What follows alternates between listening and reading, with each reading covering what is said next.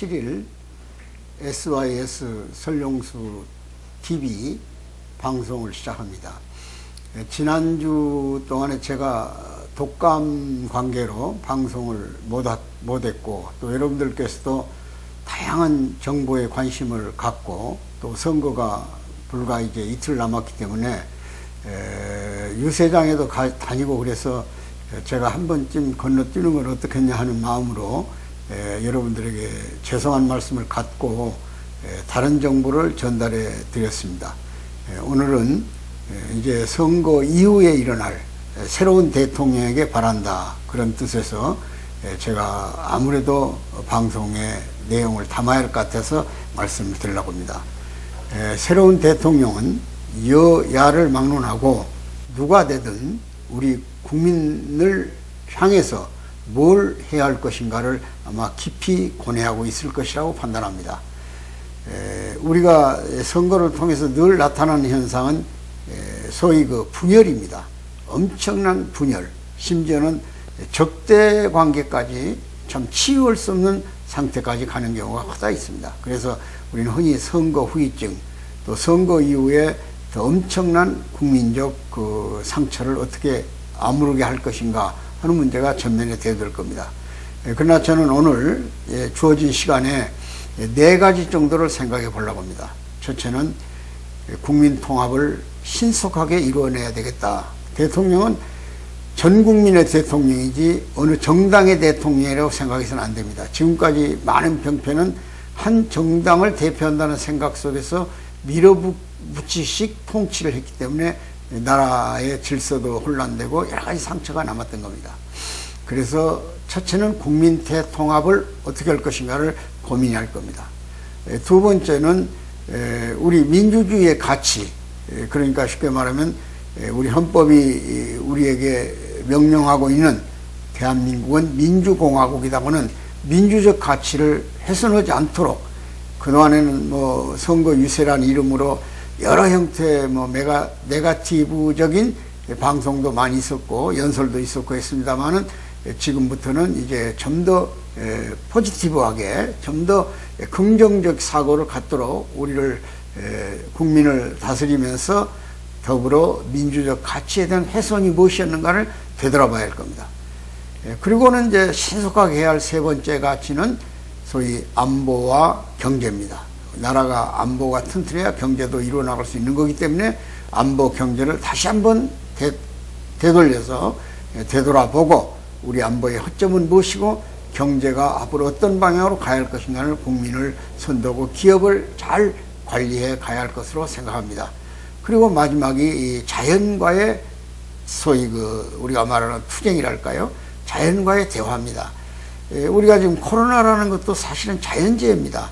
우리가 인재라는 말로 쓸 수도 있겠지만, 자연적으로 찾아오는 이런 세계적인 팬데믹 현상을 어떻게 극복할 것이냐, 이 K방역에 대한 문제가 많이 드러났습니다. 바꿔 말하면 정치방역 같은 걸 해서는 안 됩니다.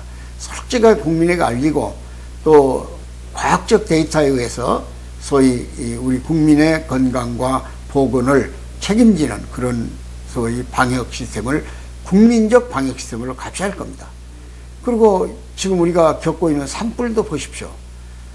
동시다발적으로 산불이 일어났어요. 물론 기후가 건조합니다. 모든 지금 산의 나무나 이 고목들이 또는 풀들이 아주 불타기 좋은 그런 조건을 가지고 있어요. 그러나 관리를 철저히 했더라면 이런 산불이 어떻게 다발적으로 동시에 일어날 수 있겠냐, 이런 얘기예요. 그것도 어떤 면에서는 인재적 성격을 띠고 있을 수도 있어요. 민심이 흥하거나 이런 정치적 목적을 가진 사람들이 산불을 일으켜서 민심을 소란하게 한다든지, 또는 선거에 관심을 되돌리게 한다든지, 이런 면에서 또 되돌아봐야 할 부분이 있습니다. 이런 면에서도 정말 통치자가, 나라의 지도자가 누가 됐든 간에 반드시 우리 국민은 그걸 원할 겁니다. 그런 점에서 4가지 지점을 말씀드리고자 하는 겁니다. 국민통합이란 것은 수없이 강조해도 정말 모자랄 부분의 내용입니다. 우리나라는 특히 분단국이기 때문에 이념적 갈등이 심화되어 있죠. 또 지역적 갈등도 동시에 나타납니다. 그래서 늘 저는 정치의 발전은 연고주의로부터 벗어난 거라고 그랬어요. 혈연, 지연, 학연. 근데 이번에 보면 혈연이나 지연은, 학연은 많이 사라졌습니다. 그런데 아직도 우리에게는 지역적 갈등, 동시에 이념적 갈등, 보수 지향이냐, 진보 지향이냐, 이런 갈등들이 있어요. 물론 어느 나라에나 이건 있기 마련입니다만 그것이 극소수예요. 특히 우리에게는 집단적으로 나타나요. 그걸 집단적 지성이라고 표현하기는 좀 어려워요. 심지어 우리가 갈등비용을 1년에 뭐 300억 불까지 내놓는다고 그래요. 300조까지. 국가 예산의 절반 되지 않습니까? 이래가지고 어떻게 건전한 국가가 정말 복지 문제라든지 생산 문제라 이런 데 투자할 수 있겠습니까? 인구 절벽 문제라든지. 그러니까 가능한 갈등을 축소해야 되는데 이 선거 기간은 유별나게 나타나요. 여러분 저 유세장에 인파들 모이는 거 보십시오. 그게 거의 상대방을 인정 안 하는 몰입적 상식에 의한 대립구도예요. 하나도 이성적인 판단을 안 해요. 어느 말도 들어주려고 하지 않습니다. 그러니까 부동층이라는 게 별로 몇 프로 안 됩니다. 20%가 안 돼요. 거의 80% 가까운 사람들은 어느 편에 속해 있어요. 그것이 정당이든 어떤 자기의 기호에 따라서 했든 간에. 이런 점에서 국민 통합을 빨리 이뤄내기 위해서는 통합적 정치 시스템을 만들어야 됩니다. 인사에 탕평적이어야 되고 또 지역적 균형을 철저히 유지해야 되고 그러면서 우리가 오랫동안 겪어왔던 이념 갈등을 하루속히 씻어버려야 돼요. 이러지 않고는 나라가 발전할 수가 없어요. 갈등 비용을 300조씩 내고 어떻게 견디겠습니까? 다시는 광화문의 촛불 집회나 이런 태극기 집회가 정상적으로 있어서는 안 돼요. 일상화돼서는 안 된다 그런 얘기예요. 물론 소수의 집단이든 개인적 의견이 분출할 수 있습니다. 그건 민주주의예요. 소위 민주주의에서 스피치를 통해서 자기 의견을 표시할 수 있습니다. 그래서 광장이 생긴 거예요. 그러나 지도자는 과감하게 인사부터 탕평화해야 됩니다. 여러분 국회가 인사청문회를 가지고 있어요. 아무 의미가 없잖아요. 왜? 대통령이 임의로 지도자를 임명해 버리니까. 국민의 소리를 듣지 않아요. 그래서는 안 됩니다. 국민의 소리를 겸허히 들어야 돼요. 대통령이 당선되는 것은 민심이 천심이에요. 하늘에서 이미 지명한 거예요. 그런 점에서 통합의 시대를 열어주기를 간절히 바라는 거예요. 두 번째가 민주적 가치예요. 우리가 지금까지 나라를 위해서 싸우고 국가를 위해서 지켜온 가장 가치의 핵심에는 민주주의라는 게 있습니다. 그리고 한미동맹이라는 것도 결국은 군사동맹이라고만 해서는 안 돼요. 가치동맹이에요. 북한하고 우리가 같은 민주주의를 했다면 싸워야 할 이유가 없어요.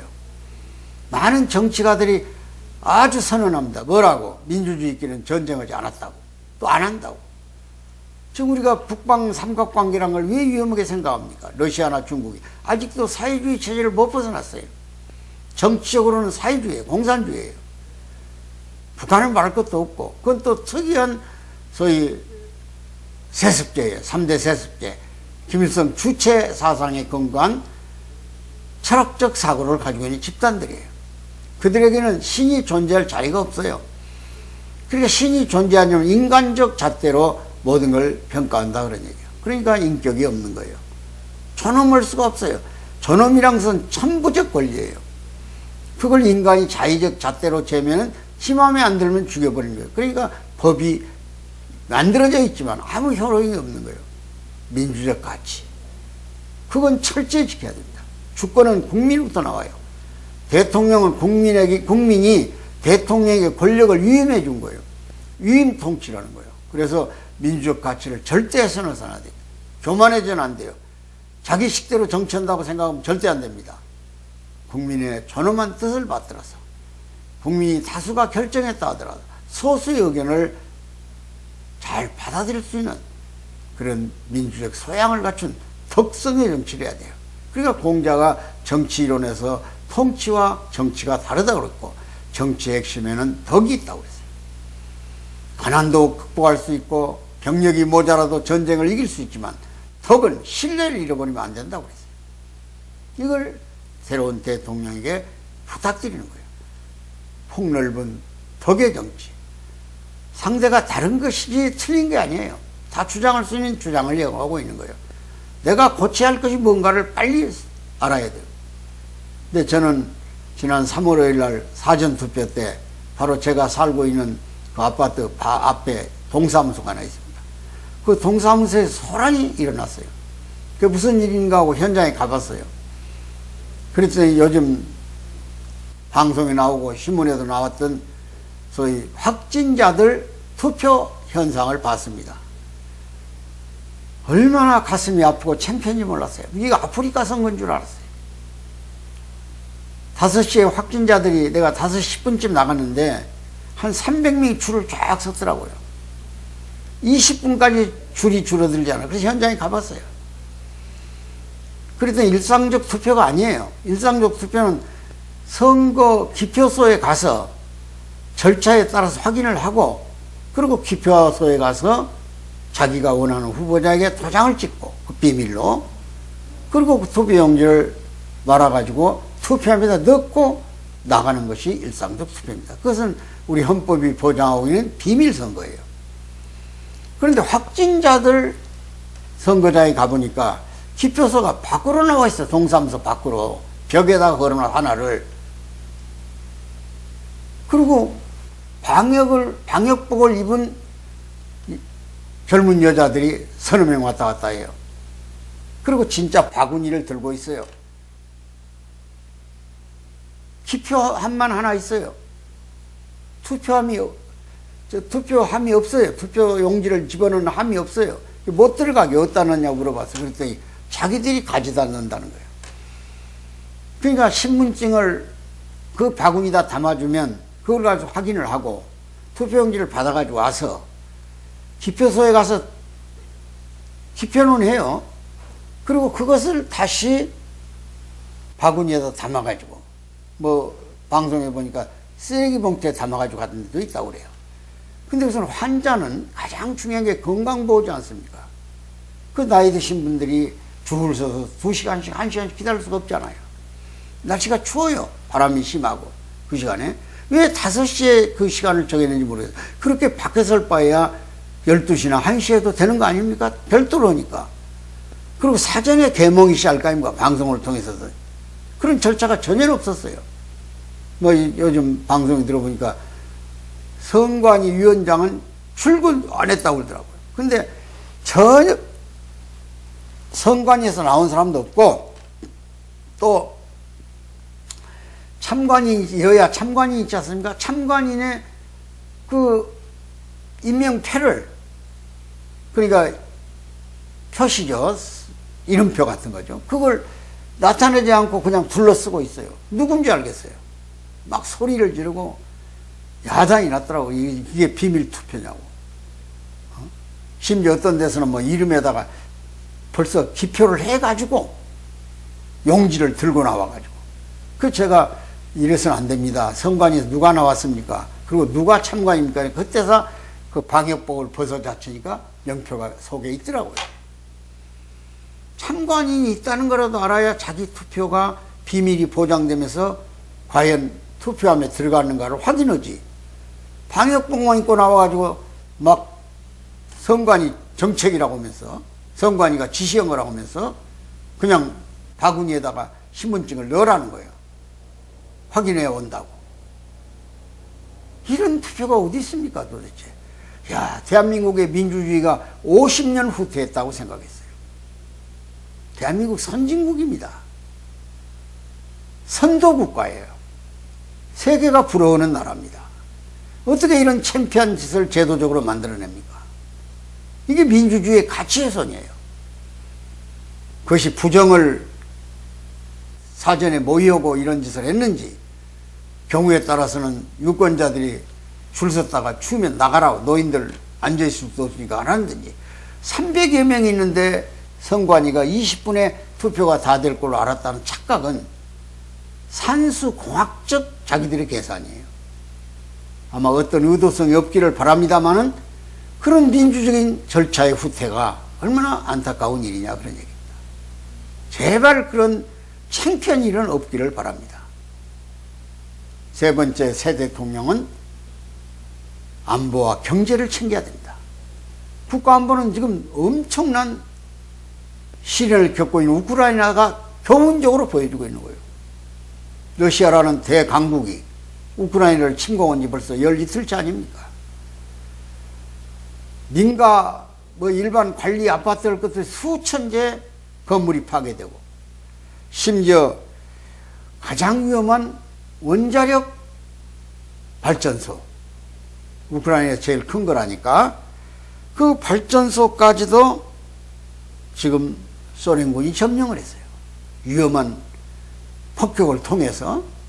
지금 젤렌스키 대통령 오늘 아침 방송 보니까 두 번째 규모가 큰 원자력 발전소가 다시 포위당할 것 같다, 침공당할 것 같다.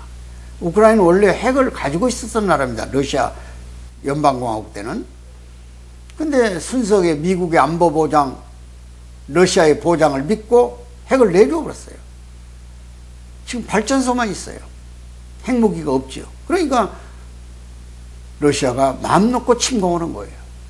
북한은 지금 9번째 미사일을 발사해요. 탄도미사일이에요. 그것은 중단거리 미사일을 통해서 얼마든지 전쟁에 쓰는 미사일입니다. 그들은 위성미사일, 기상을 관측했다고 하지만 그건 거짓말이에요. 이런 위험한 안보관을 놓고 여야는 좀 뚜렷한 안보관의 대립을 보였어요. 상호 다른 안보관을 얘기했어요. 하나는 평화가 우선이고 하나는 힘이 필요하다고 그랬어요.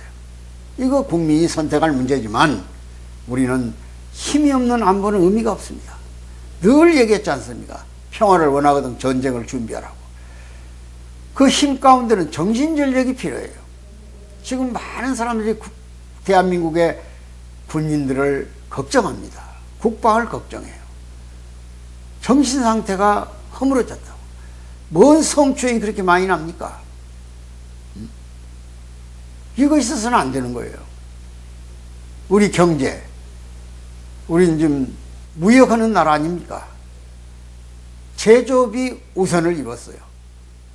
그러나 앞으로는 플랫폼 사업이라든지 빅데이터 산업이라든지 이런 A1 인공지능 사업이라든지 이런 쪽으로 빨리 4차 산업 쪽으로 가야 돼요.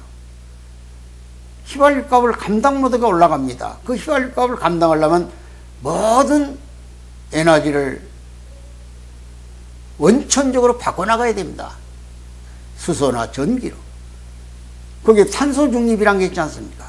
석탄 발전소도 바꿔야 돼요. 원자력을 빨리 부활시켜야 됩니다. 문재인 대통령이 그 선거 공약으로 내놨던 탈원전 정책을 사실은 포기했어요.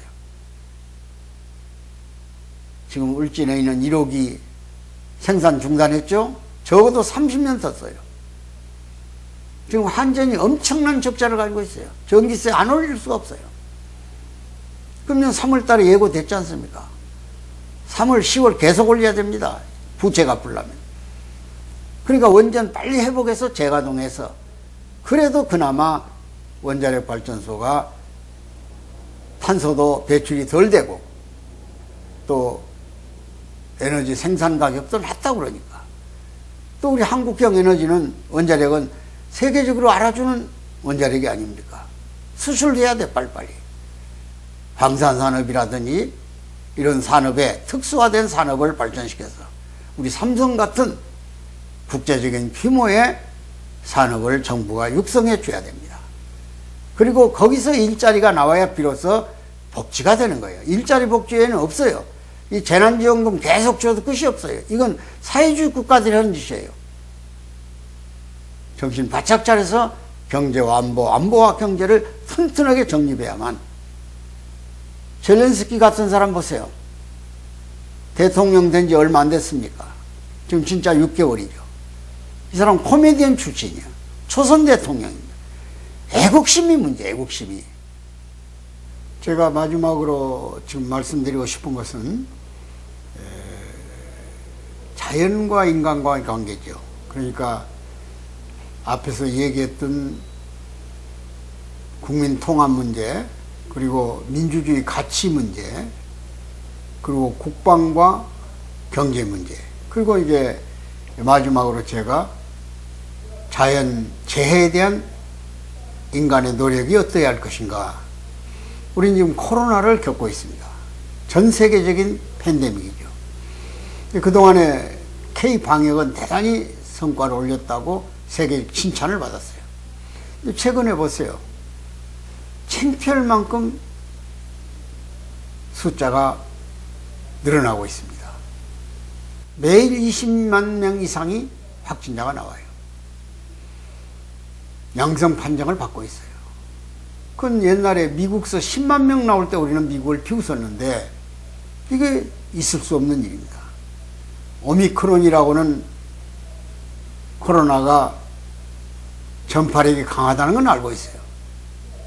그런데 거기에서도 하루에 200명 가까이가 죽어갑니다. 노약자 중에서도 기저질환자, 특히 청소년들이 희생을 당하고 있어요. 이게 K방역이 한계에 왔다 그런 얘기입니다. 이제는 질병관리청만이 관리할 일이 아니에요. 전 국민적 방역체계를 세워야 됩니다. 그래서 한국의 철저한 방역 시스템을 가지고 국민의 건강과 바꿔 말하면 의료 보건 체계를 국민적 책임으로 공감할 수 있도록 정부가 주도를 해야 돼요. 국민이 스스로 방역의 일선에 나서야 돼요. 철저하게 자기 양성 판정은 자기가 하고 PCR 검사까지도, 그리고 국가는 그걸 종합적으로 데이터를 정확해서 국민의 관심 높아지도록 유도해야 됩니다. 그러지 않고는 이 전염을 막을 수가 없어요. 이것도 자연재해예요. 인재지만은 두 번째 산불 문제 보세요. 어떻게 동시다발적으로 일어납니까? 물론 지금 고온 5번 데다가 비가 덜 와가지고 모든 자연이 지금 불감으로, 불쏘시개 감으로 되어 있어요. 산속에 나무들이 다 말라져 있다 그런 얘기예요. 그것도 소나무라는 수종이 잘 타요, 겨울에. 그러나 이런 산림재해가 산불에 의해서 망가진다면 우린 선진국으로 갈 수 없고 국민이 탄소 중립, 기후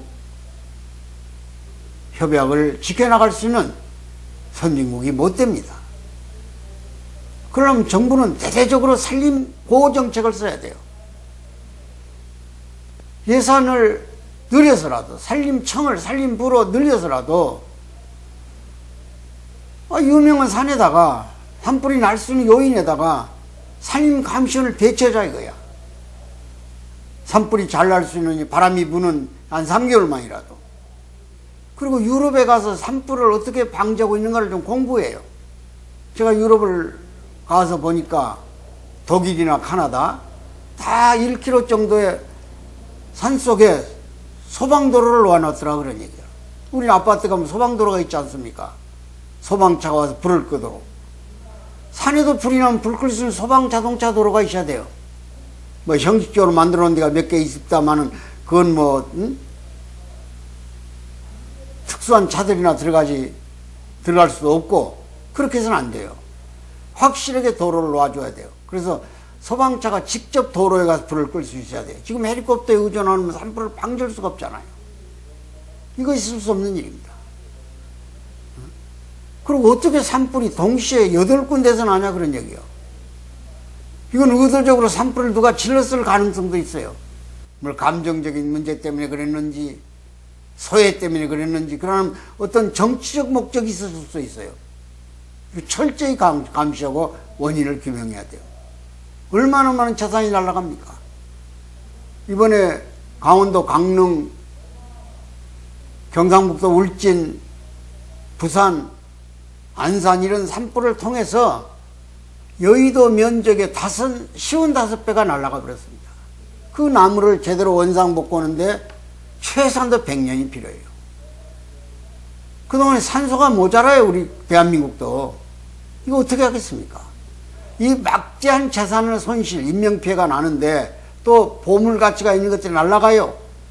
저 울진에는 금강송 같은 것은 500년씩 자란 소나무입니다. 그거 보존해야 돼요. 그 불령사에 있는 국보급 보존 가치 있는 보물들도 날아갈 수 있어요. 우리 낙산사에서 봤지 않습니까? 이런 것들을 철저히 감시하는 시스템을 만들어야지 계속 불 끄는 상황만 전달해주고 산불을 방화시킨 사람들이 처벌이 어떻다는 것이 광고되지 않아요. 궁금해 내내. 뭐 KBS는 무슨 재난방송사라고 하면서 이제 불이 어느 정도 진화되니까 이제서 산불을 낸 사람들 쫓아다니겠다는 거야. 사전에 철저히 차단해야죠. 국민 건강도 예방 건강이 중요합니다. 병날 때 들어가는 국민보험료가 얼마나 건강보험료가 많이 나갑니까? 예방 건강을 안 시키면. 그리고 체육이라든지 기능성 식품이라 이런 걸 건강하게 만들어서 국가가 관리하기도 하고 철저히 감시해서 국민 건강을 시켜야만 건강보험료도 가치가 있게 쓰여지듯이 이 산불 특히 자연재해에 대해서 철저한 사전 관리가 필요하다 그런 얘기입니다. 이게 선진국으로 가는 길입니다. 이것을 국가가 소홀히 하면 잃어버린 이 재난에 의해서 손실된 것들을 어떻게 보존할 것이냐. 이 자연이란 게 회복하는데 100년씩 걸린다 그런 얘기예요. 국민이 각성하도록 국가가 개몽을 해야 되고 철저히 감시를 해야 돼요. 외국서는 산에 들어가는 입구에서 철저히 호주머니 감시합니다. 중국 같은 나라도 다 해요. 이런 점을 철저히 인식해서 새로 당선되신 대통령께서는 국민 통합, 민주주의 가치 훼손, 회복, 그리고 국방, 경제, 마지막으로 자연 재난에 대한 관리 시스템을 철저히 만들어가지고 건강한 국가, 품격 있는 나라, 미래를 지향하는 대한민국이 되어야만 북한 사람들도 희망을 보고 통일 한국을 시대를 여는데 동참할 겁니다. 부디 새 대통령에게 당부드립니다. 이 5가지만은 그 외에도 할 일이 태산처럼 많겠지만 우선순위가 있어요. 제발 이 방면에 흘려보내지 마시고 경청해 주셔서 함께 해 주시기를 당부드리고 오늘 우리 이 방송을 애청하시는 여러분께서도 함께하는 마음으로 방송에 관심을 가주시기를 부탁드립니다.